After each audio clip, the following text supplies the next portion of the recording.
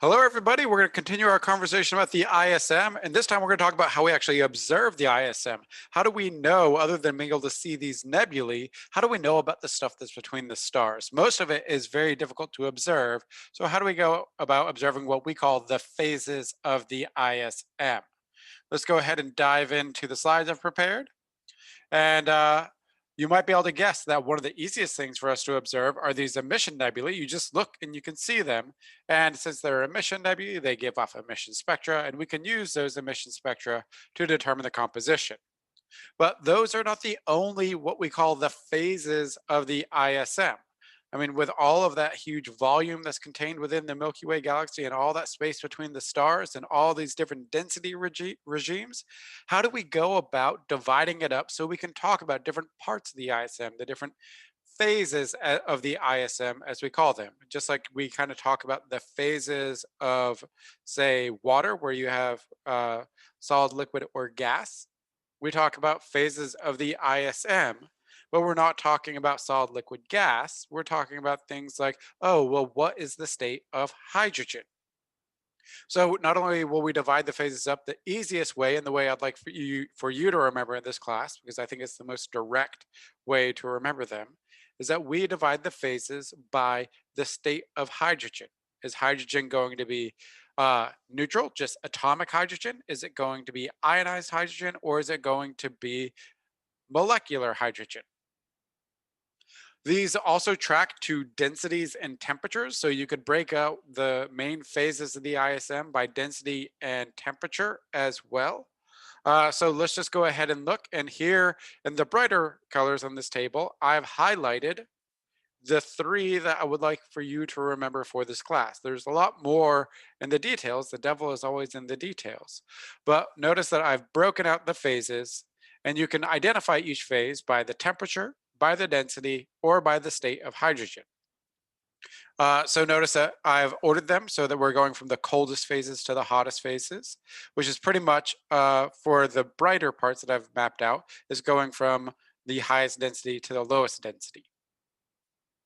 So we have our molecular clouds. I'm going to save that for its own special video. These are extremely cold. These are just ballpark numbers. So the temperatures in the tens of Kelvin, and the densities can be fairly high, about 1,000,000 atoms per cubic centimeter, which is better than vacuums we have here on Earth, but it's really, really dense for the ISM. And in molecular clouds, they are very aptly named because the state of hydrogen for molecular clouds is molecular hydrogen. Then we have H1 regions. These are cold but warmer than molecular clouds. They're too warm for molecules to really form. The densities are too low for molecules to really form. Temperatures in the hundreds to a few thousands of Kelvin. Densities are a little bit lower than they are for the molecular clouds. And here, the hydrogen is just atomic hydrogen, neutral atomic hydrogen, a hydrogen atom that still has its electron. Don't worry about the warmed ionized medium. Let's go straight to H2 regions. So the H2 regions are things like the Trifid Nebula here, where they are emission nebulae. The 2 stands for the ionization state. It's telling me that I have hydrogen and it's ionized. Here it's telling me I have hydrogen that is neutral. So the state of hydrogen is ionized. So these are the phases of the ISM. How do we go about characterizing them? How do we determine the temperatures, the compositions, the densities of all of these things? How do we observe the phases of the ISM? So let's start with the hot part, the ionized part of the ISM, where we have hydrogen as ionized hydrogen. And we pretty much have 3 different parts of the ionized phase of the ISM. And remember that whenever we're talking about ionized hydrogen, we're talking about what we might call as H2 hydrogen, where we have H and then the Roman numeral 2. And the 2 is the ionization state. H1 would be neutral hydrogen. H2 would be ionized hydrogen. So this is everywhere where we see ionized hydrogen, all the hot ionized hydrogen regions of the ISM. We have our emission nebulae, which are also called H2 regions. So emission nebulae are H2 regions. And these can be directly observed because we can see them. And we can see them because their characteristic glow mostly due to hydrogen alpha, but also hydrogen beta, gamma, delta, uh, and so on and so forth. Then there is the warm ionized medium part. And this part's rather tricky, but it is the bulk of the ionized part of the ISM. It's very low density compared to our emission nebulae, so they don't glow with this brilliant light that makes them easy to pick out. Since they're low density, there's just not very much stuff out there, not very much hydrogen emitting out there, so they're kind of harder to observe. We can observe them and we can map it out.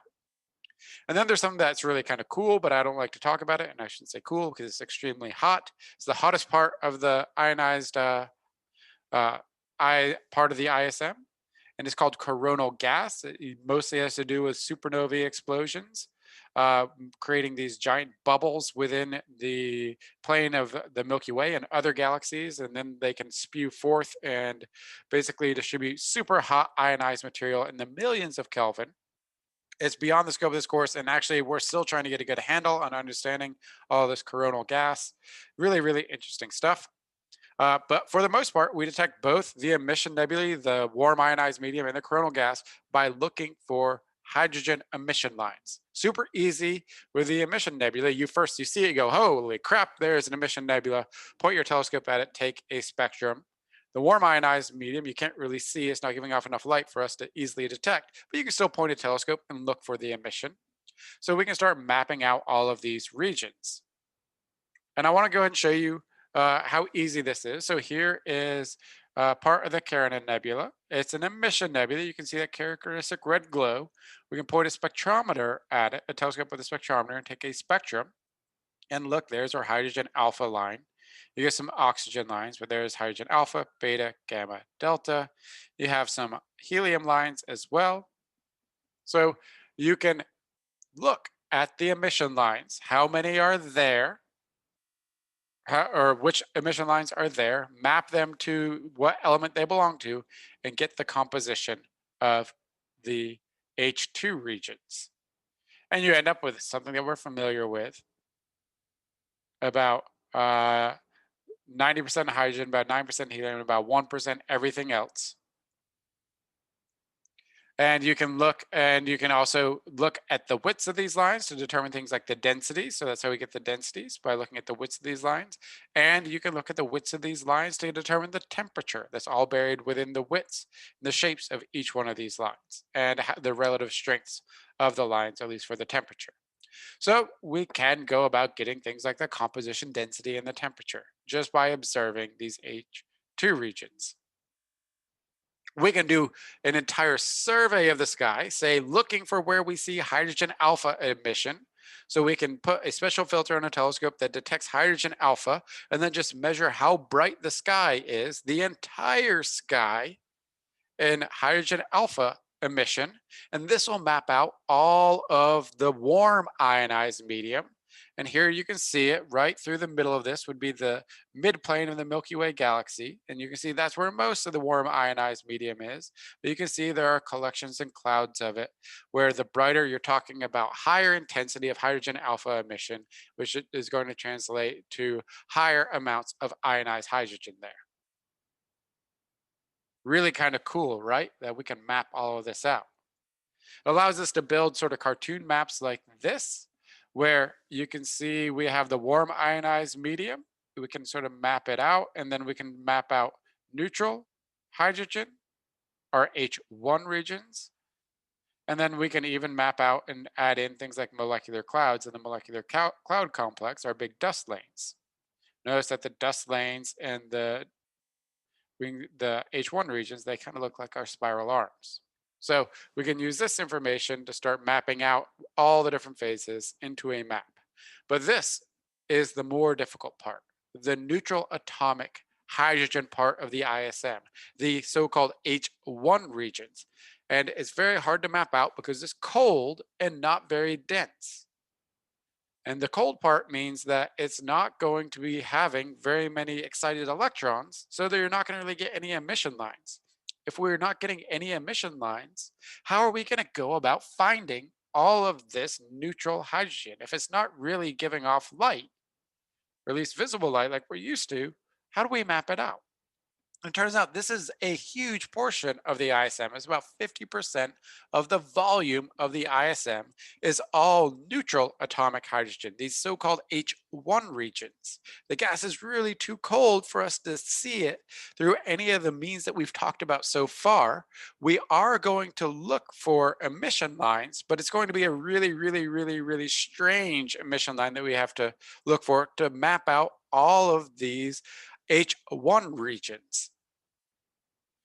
There is a method you can look for bright sources, and as that light comes through, we know that as light goes through neutral hydrogen, that hydrogen will absorb certain wavelengths of light that correspond to electron transitions. So you can sort of get pencil beams that way, but we want an entire map. We want sort of an all sky survey like we saw with the warm ionized medium. How can we go about doing that?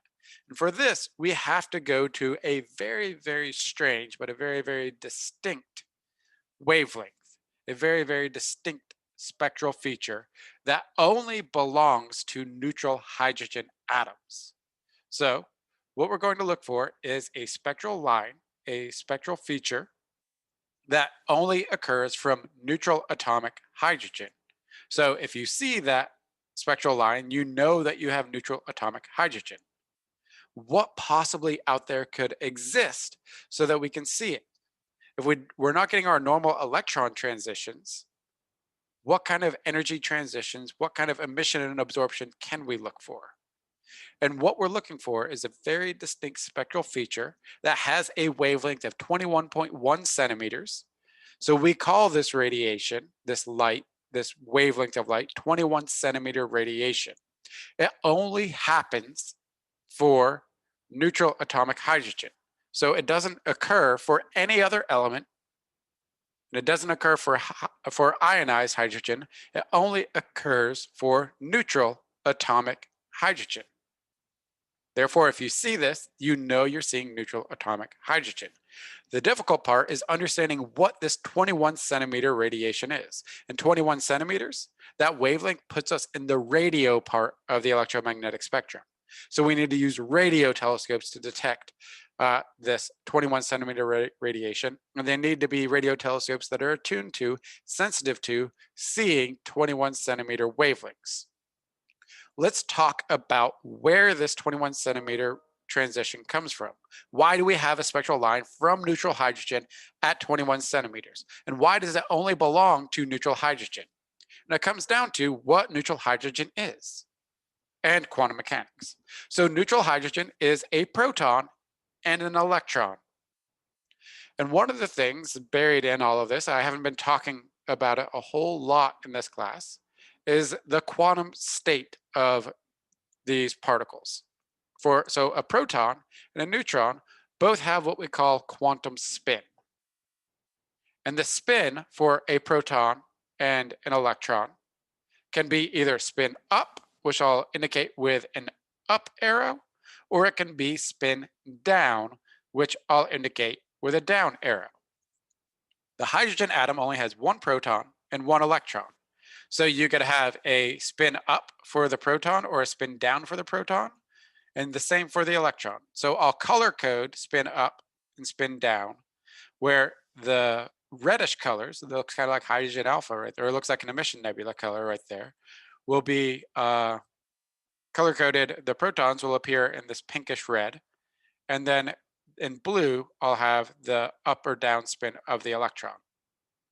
So a proton and electron can either be upspin or downspin, which means when we're considering the hydrogen atom, we can only have a certain number of arrangements of the spins. We can consider the spin of the proton and the spin of the electron. And it could come in what we call a parallel state, where both the proton and the electron have the same spin. So this would be spin up for both the proton and the electron, or spin down for both the proton and an electron. This would be parallel spins, and this is what we would call a high energy. This is the high energy state. It doesn't like to be in this state. It prefers for things to be anti-parallel. And what do I mean by anti-parallel? Well, I mean that if the proton has upspin, then the electron has downspin. If the electron has upspin, then the proton will have downspin. So opposite spins for the proton and electron. This is the lower energy state. And if you find a hydrogen atom, neutral atomic hydrogen atom out there that's in a parallel state, the high energy state, it'll naturally want to go to the lower energy state. So eventually it'll go from being a parallel arrangement to an anti-parallel arrangement, where if let's just take the case where we had both the proton and the electron as a upspin and a downspin. It'll change its arrangement so it's an upspin, and say the electron switches to a downspin. How does it make that transition? Well, it needs to lose the excess energy that it had in the parallel state to go to the anti-parallel state. The energy difference is about 5.87 micro electron volts, very, very tiny energy difference. And it'll do that by emitting a photon that has an energy of 5.87 micro electron volts. You can do the calculation. That comes out to be a wavelength of 21 centimeters, 21.1 centimeters. So it's this weird quantum spin state, these parallel and anti-parallel states. And since you only have one proton and one electron in neutral atomic hydrogen, this line, this spectral line, 21 centimeters, only exists for neutral atomic hydrogen. So if we can look for 21 centimeter radiation in emission, where we're seeing these parallel states go from parallel to anti-parallel and shoot off a 21 centimeter photon, then we've detected our neutral atomic hydrogen. All we need are some radio telescopes that can see the sky at 21 centimeters, and then we can make a map of where all the neutral atomic hydrogen is, and that's what we're looking at here. So this is a map, an all-sky map of the sky at 21 centimeters of wavelength. The redder, brighter colors means higher density. So here we have the galactic midplane. And then here we have the halo of the galaxy. And here we have an entire map of where there is neutral atomic hydrogen within the Milky Way. We have mapped out all of the H1 regions in the Milky Way. Pretty darn cool, right? All right, so that's what I want to talk to you. I'm going to save the last phase, the molecular clouds, because they deserve a little bit of extra treatment in their own right. So I'm going to save that for the next video. I will see you in the final video about the ISM.